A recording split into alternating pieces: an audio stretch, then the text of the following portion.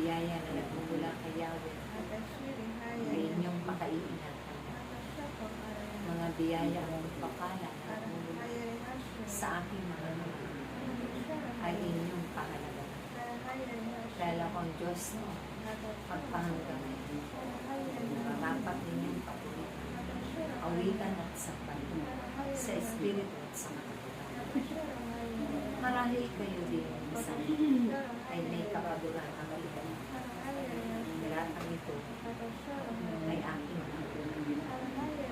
Naririyan ang aking banal na upang sa pamamagitan ang inyong pagpapahinga. Ito'y nangangailangan na inyong bigyan ng pansin. Lalo na sa mga nakasadya sa inyo. Ito'y bigyan nyo ng pagpapahinga. Mag-aral kayo sa aking salita upang masigit na matinubay ang ating mga kamalian, upang masigit ang malapit ay sa inyo. Akong si Yahweh ang inyong dakilang utulan. Lubos-lubos akong nagpapasalamat sa aking tagapagpastor na itinaklas ng unang pamamagitan dahil magpahanggang sa kahit man siya ay may nararamdaman sa kanyang pangangatawan, patuloy siyang gumagawa ng kabutihan sa kapwa. Yan ang aking pinalipin. Gawin din ang iyong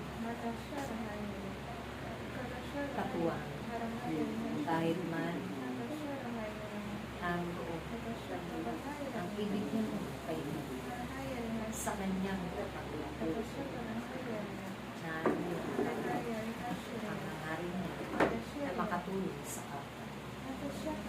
Kaya ang lahat ay aking mga hila, biyaya at grasya sa inyo na aking mga kalilang. Buong puso akong nagpapasalamat hanggang sa wakas ng ngayon ay inilaanan ninyo ang oras at panahon. Ganun din ang pagbabayad po ninyo sa aking aking sa aking harapan ay napagmamasdan ang inyong mga paglupa. Ang mga hangarin ito'y aking nagbuhay doon sa aking aking. Hindi ko lilimutin ang hirahin aking dahil akong si Yahweh ang mayaman sa lahat. Akong si Yahweh ang nagbubuhos ng mga biyaya dito sa bagong bansa na aking pinamamahalan.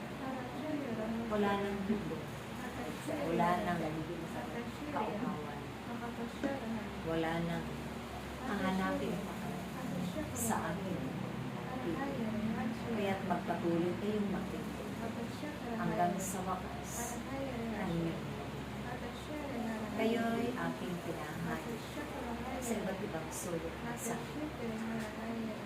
ang mga pangailangan ay huwag ninyong kailangan dahil akong siya ang bahala sa lahat. Huwag kayong mag-alala. Huwag kayong mananala. Akong siya ay mayaman sa lahat ng bagay. Naririnig ko ang inyong mga karailan. Nauunawaan ko ang inyong mga pag-ibig ng kapatawaran.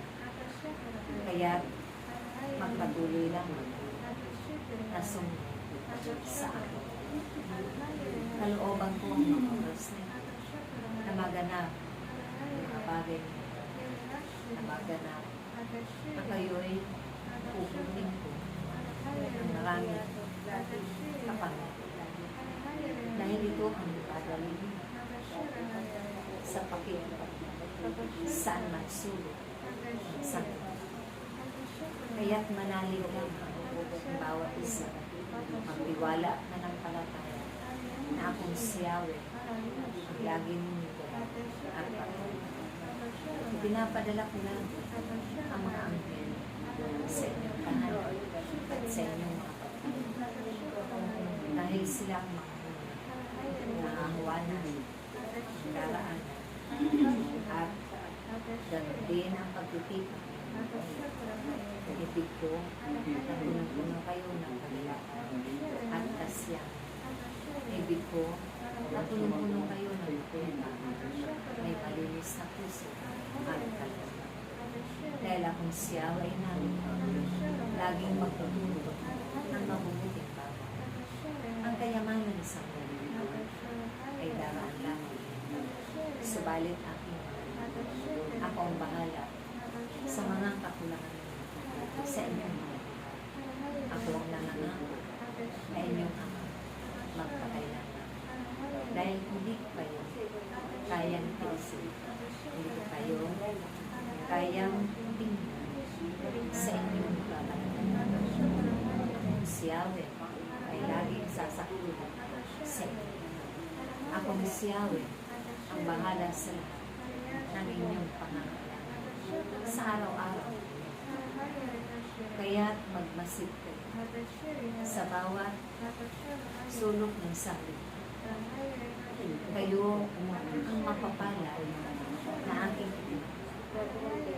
tinawag sa mga panahon. Dahil kailanman, hindi ninyo naranasan ang mga kabuluhan. Subalit ang inyong mga kapatid, naging kaawa-awa, alam naroon sila sa disyerto ng paghihiwa at pagtitiis. Subalit kayo, anuman ang kulang sa inyo, mga pangangailangan, ito'y aking tinutulungan. At kayo'y may kagalakan habang kayo'y nakakatito sa aking bahay. Kaya't sa tuwing tayo'y nagtitipan, hangarin ninyo na kayo'y makarating. Hangarin ninyo na kayo'y narito upang magpakinggan ang itinuturi ni Yahweh. Yahweh, Yahweh, Yahweh, dadali ninyong pangalan doon sa lugar ng aking taon. Maraming salamat. Iniibig ko kayo. Minamahal ko kayo. Naas sa aking mga kamay ang pag-iingat sa bawat isa. Sumayin niyo kayo. Kaya lahat ay magkaisa na. Sumayin niyo ang pag-iibig ko. Sumayin niyo rin ang pagmamalisak sa isa't isa. Amen.